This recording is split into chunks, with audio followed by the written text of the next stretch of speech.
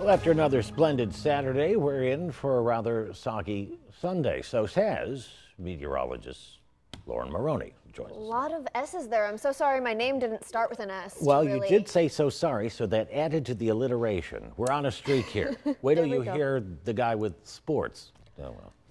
Great work. You know what? I don't even think I can top that. I'm just going to get right to the forecast because we do have quite a bit to cover. We are talking about a weather impact alert that is going to remain in effect for all day tomorrow for some periods of heavy rainfall, which could lead to some minor to moderate flooding. So I start with the convective outlook, the chance for severe weather, not so much the concern. These areas in yellow, yes, we could see a few storms, but those are not expected to become severe, though off to the southwest of our region, areas of Cattaraugus, Chautauqua, McKean, and Potter County, you could see some damaging gusty winds, but the primary concern that we're really talking about is that potential for some flooding. The Weather Prediction Center put us in the slight chance to see some minor to moderate localized flooding due to heavy rainfall in all of western New York, and our McKean and Potter, northern Pennsylvania counties are in that slight risk. So I start with the live radar and satellite picture right now. We just see some spotty light showers. These are out ahead of the system that we are tracking, but I want to get right to future look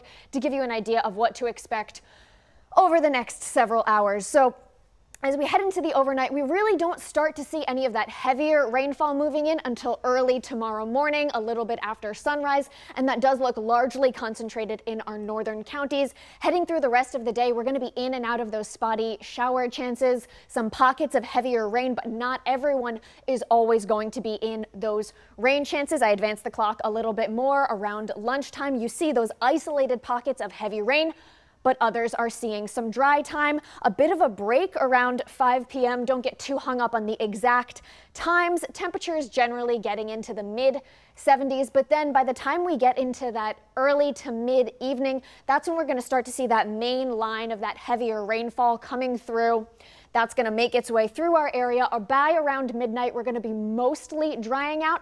A few spotty showers are possible as we head into the early hours of Monday, but then things really do quiet down. So what are we looking at with respect to those rain totals? Right now, it's largely concentrated more to our west and farther north. This is another run of the model compared to the one that I had at 6 p.m. So the placement of that heaviest rainfall has adjusted a little bit. I expect it to adjust a little bit more over the next couple hours, but generally, we are looking at that heavier rainfall to our north and west. Some of those areas like Niagara and Orleans County have already seen quite a bit of rain. Who has not seen a lot of rain has been Buffalo. This is the entire month of July.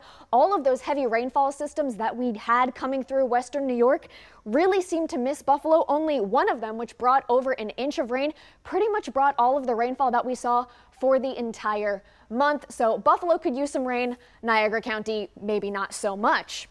But right now things are relatively quiet, still pretty mild, 77 degrees in Buffalo, but those dew points have been creeping up quite a bit, and they will continue to increase as we head into the day tomorrow. And the reason I bring that up, yes, it'll feel a little bit muggy, but because it is the measure of moisture in the atmosphere, the higher that humidity, the more potential for that water vapor to convert into rain. That's why we're looking at that potential for that heavy rainfall. Thankfully, though, once those showers do move through, then that humidity is going to come down as well. We'll enjoy lower humidity on both Monday and Tuesday. Those look like really nice days for the week with sunshine, comfortable temperatures, but then that humidity kicks back up, and we have quite an unsettled stretch through the rest of the week.